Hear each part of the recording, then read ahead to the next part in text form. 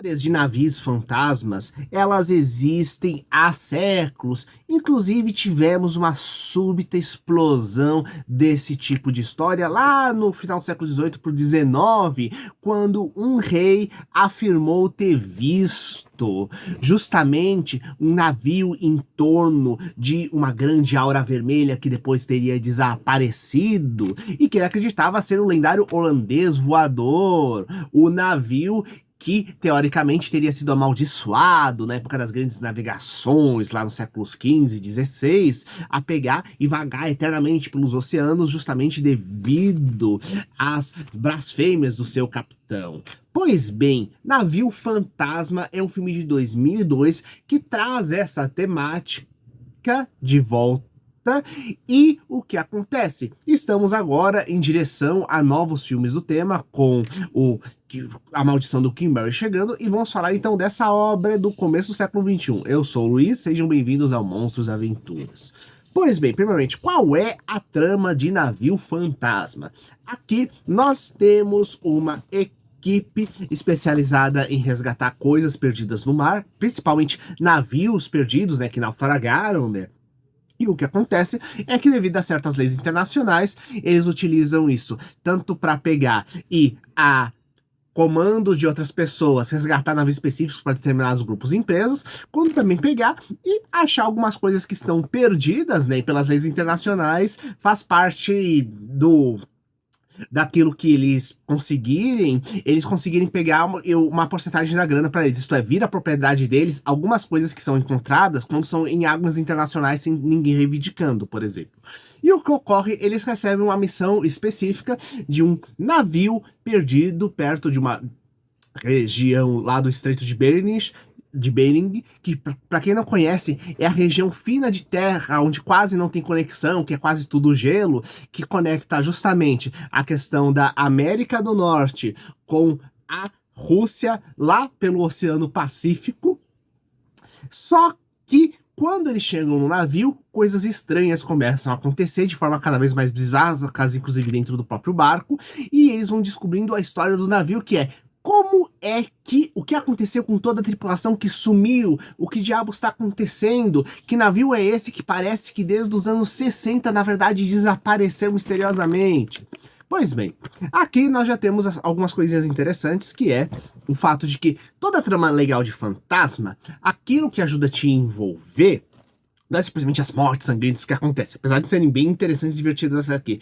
Mas a causa disso, a questão é o mistério por trás das coisas. Quem é o assassino? Por que ele fez aquilo e como é que ele fez? E aqui estamos falando de um assassino misterioso que matou um navio inteiro, praticamente quase toda a tripulação, com um objetivo bem misterioso. E justamente desvendar o que aconteceu acaba sendo uma das chamas desse mistério. E eu acho que é bem interessante porque justamente a gente que gosta justamente dessas coisas sobrenatural, terror, quando vai numa linha mais de suspense, de casa mal assombrada, ou mesmo nessas áreas, coisas de true crime, por exemplo, né? É justamente essa coisa de você estar desvendando um quebra-cabeça de gigante que faz você ter o prazer de desvendar justamente aquele mistério. E nesse sentido, nesse aspecto, o Navio Fantasma vai bem. Inclusive, uma coisa muito bacana é toda a caracterização do navio. Então você vai chegar lá, o navio é aquela realmente coisa corroída pelo tempo, onde você se imerge em cada cenário e você vai conhecendo pouco a pouco cada local.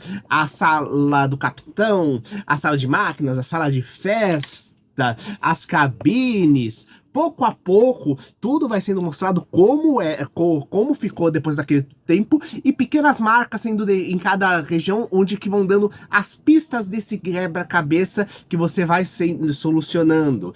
E, ao mesmo tempo, temos que lembrar uma coisa, estamos falando de um filme de fantasma, então, esse quebra-cabeça possui um componente sobrenatural, afinal, temos espectros lá dentro, e a grande pergunta é, o que esses espectros estão fazendo? Por que eles ainda estão presos? Por que eles ainda estão presos lá? Por que, teoricamente, as coisas estão dando errado? E, afinal, por que, teoricamente, a tripulação que está indo lá está sendo atacada? Por que exatamente o que está acontecendo nisso? E é bem bacana que quando você pega justamente a tripulação que está chegando lá, esses resgatadores de barcos, é bem legal, porque cada um tem uma personalidade bem específica. Temos o engenheiro da casa de máquinas, que fica em volta no trabalho dele quase isolado do resto do pessoal, escutando rock. Nós temos justamente os sócios, que são responsáveis pela firma de resgate de navios, que tem uma visão bem objetiva das coisas, apesar que um tem uma visão mais cética e outro uma visão bem ampla dos mistérios do sobrenatural que tem do oceano, e que realmente tem ambos esse aspecto de liderança, inclusive uma espécie quase de relação de pai e filha, apesar deles não serem pai e filha, serem apenas de idades distintas e que estruturaram uma relação fraternal bem bacana para poder pegar e comandar negócio, né? Como realmente se o navio tivesse se transformado na família deles após tantos anos no oceano. E isso aí você vai então indo na personalidade de cada um e como cada um vai reagindo tanto ao fato de ter um navio que pode ter um tesouro lá dentro, só que super perigoso, tanto que tem uma frase que realmente ela faz todo sentido, usada mais de uma vez, que é: cuidado que a ferrugem de décadas transformou praticamente em areia esse navio. Então cada negócio pode se desmanchar a qualquer momento, sabe? Isso é bem bacana. Então como cada um deles vai encarando isso e como cada um deles vai encarando os espectros.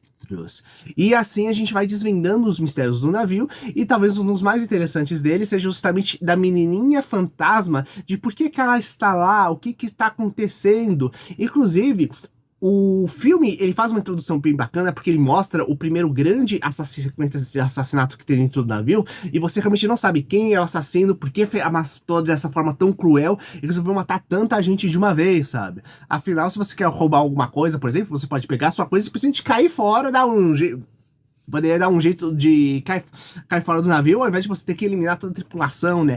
Qual é o grande objetivo? Qual foi o grande objetivo? E qual realmente a entidade ameaçadora que tá lá dentro? Afinal, todo mundo lá, muitos lá morreram de forma inocente, então quem são, na verdade, as entidades ruins e as entidades boas que estão presas dentro do navio, também é outra coisa que é bem legal, né? Ao invés de botar todos os fantasmas são do mal, na verdade, né? Tipo, não, tem os fantasminhas do bem, tem os fantasminhas do mal, e você tem que saber você vai descobrindo quais são e por que são, conhecendo a história particular de cada um, o que é bem bacana.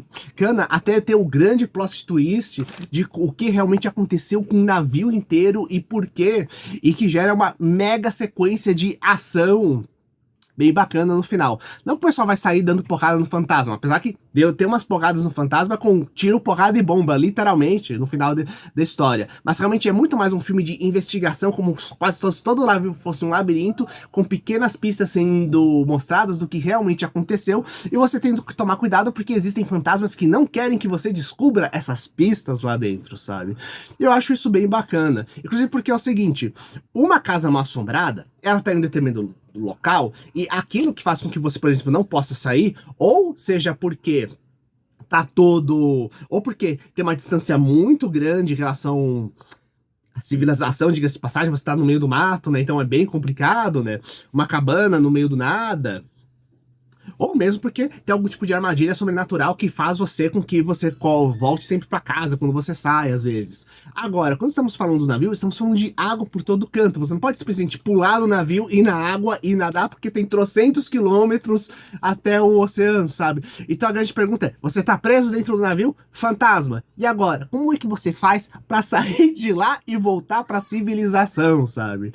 Então, isso já gera um suspense muito, muito legal, sabe? Inclusive, a gente tem que lembrar que existem outros filmes de suspense que não são de fantasmas, que envolvem também de navio, tanto que uma curiosidade em relação ao navio fantasma que era o seguinte, o roteirista chegou a revelar numa entrevista que na história original que ele vendeu para Warner Bros., a história era de um navio chamado Quimera, e que teria um tesouro escondido lá dentro, que seria descoberto por uma equipe de resgate de navio. Só que, porém, o pessoal da equipe de resgate ia ficar, todo mundo, muitos iam ficar com ciúme, inveja um do outro, queriam o tesouro só pra si. Então você teria uma série de assassinatos acontecendo dentro da equipe, e você não sabendo em quem confiar, quem são os assassinos, quem estão com você. Então seria muito mais um terrorzinho psicológico, sem componente sobrenatural. Só que quando a Warner adquiriu o roteiro, eles fizeram com a condição de que que, olha, precisa botar sobrenatural porque é aquilo que vende. E definitivamente ele conseguiu manter uma boa história de suspense e sobrenatural, e mesmo a equipe adicional de roteiristas, conseguiram manter ainda bastante dessa questão do suspense dentro da história. E você, quais boas histórias de navios sobrenaturais vocês já assistiram? Coloque aqui embaixo, compartilhe com seus amigos e até o próximo vídeo. Falou!